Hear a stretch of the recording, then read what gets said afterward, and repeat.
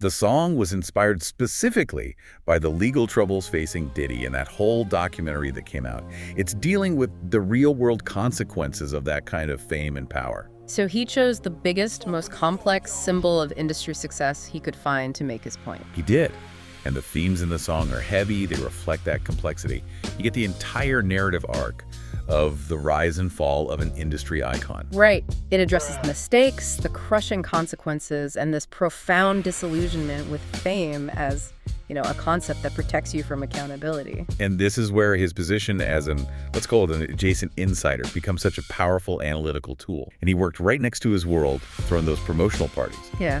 He never actually met him. That distance is essential, isn't it? It's everything. Because if they were friends, the track would just sound like personal betrayal or, insider gossip. Exactly. But because he maintained that physical and social distance, he has the clarity to critique the symbol of industry excess.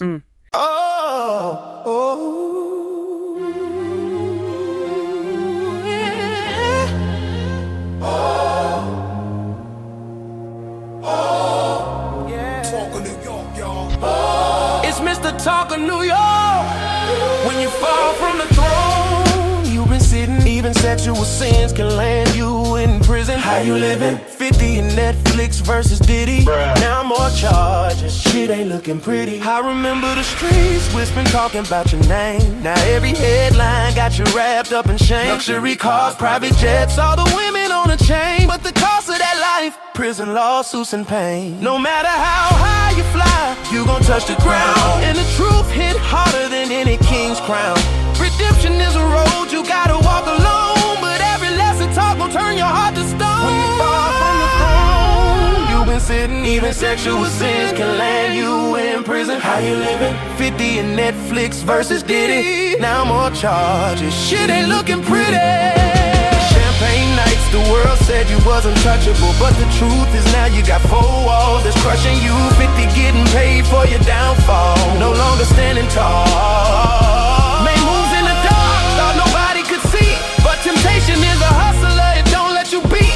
Every choice got a cost, every sin got a tag. And that spotlight glow, man, that's nothing more than a fad. When you fall from the throne, sins can land you in prison. How you living? 50 in Netflix versus Diddy. Now more charges. Shit ain't looking pretty. Just like you, bruh. I was raised in Mount Vernon in Harlem too. Just like you. Boy, ain't no way, boy. They said I was charming too, but there's no way in hell I do what you do.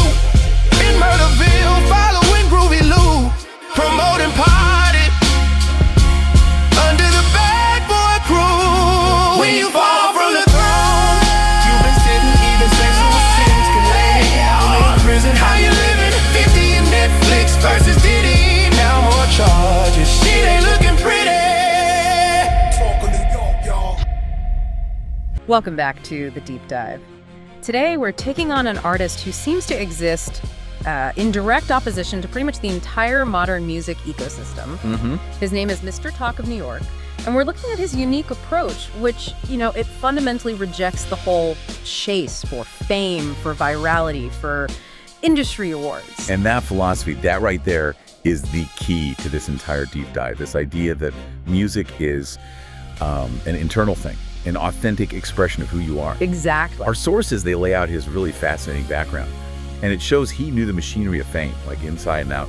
And they give us these 2 wildly contrasting tracks to look at. The industry critique, Diddy 50, and then this deep spiritual manifesto called Everywhere. So our mission today is to take these 2 pieces, which honestly sound like they belong on completely different albums, by different artists even. Yeah, for sure. And connect them into one singular, cohesive narrative. It's a deep exploration of what happens when creation is driven by, personal necessity, not by what the market demands. Okay, let's unpack this. Let's do it. To really get the contrast in his work, you have to start where he started. Right. In that crucible of New York, he grew up between Mount Vernon and Harlem. And what's immediately clear from the sources is that he wasn't just casually interested in music or media. No, not at all. He was interested in building the media structures himself. Right. This wasn't some dreamer on the sidelines just hoping to get noticed. He was acting like a professional, from a remarkably early age. the sources detail this whole thing he created called Night News. And this was what, a school news program? A very, very serious news program for his school, yeah. The details here are what get me. They really show his early media savvy. We're not just talking about a kid with a camcorder. No. The sources say he wore suits. Suits.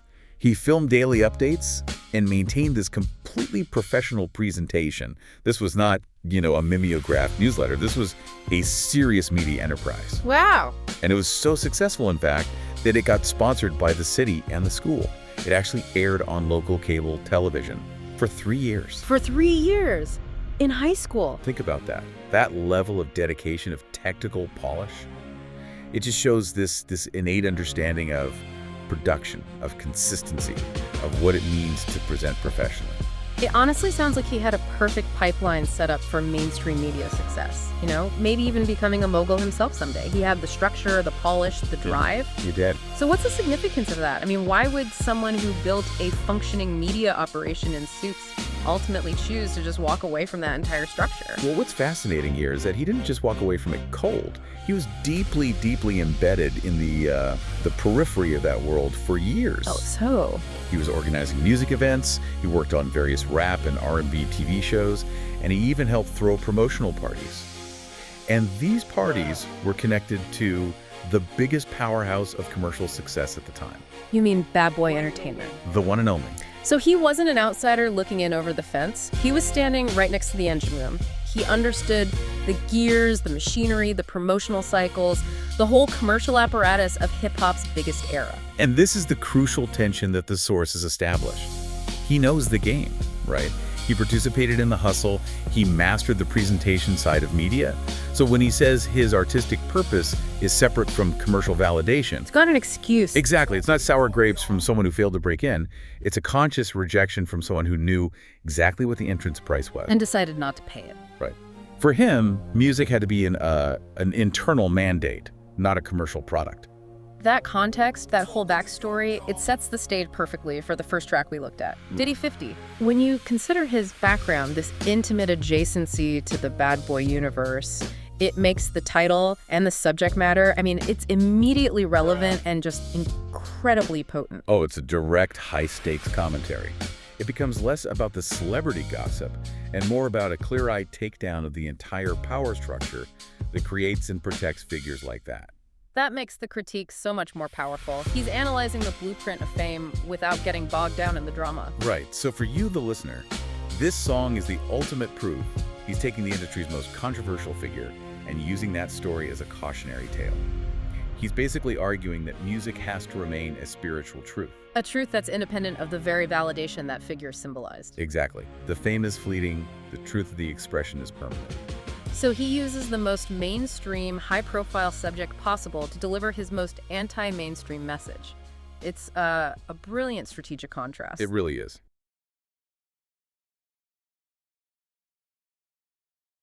We're still on the plantation, brother. When I start dealing with black people, how I deal with black people, I just go back to slavery. Curses overtook us, and before we knew America, yeah, we was here. Tribe of Judah is still here. From Harlem to California, we everywhere. Boy, ain't no way, boy. We was busy doing what we doing, polluting the land, bringing our future to ruin. So God said, yeah, get them out of here. Since they living in sin, get them all out here, yeah. Talk of New York, y'all. We was busy doing what we do. Everywhere, when the curses came, we thought shit wasn't fair.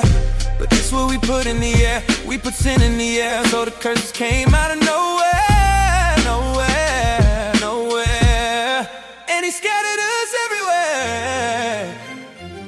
He told them, yeah, send them over there.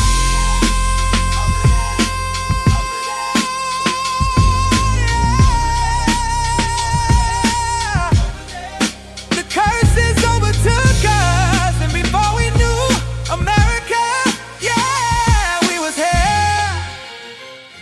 We was here.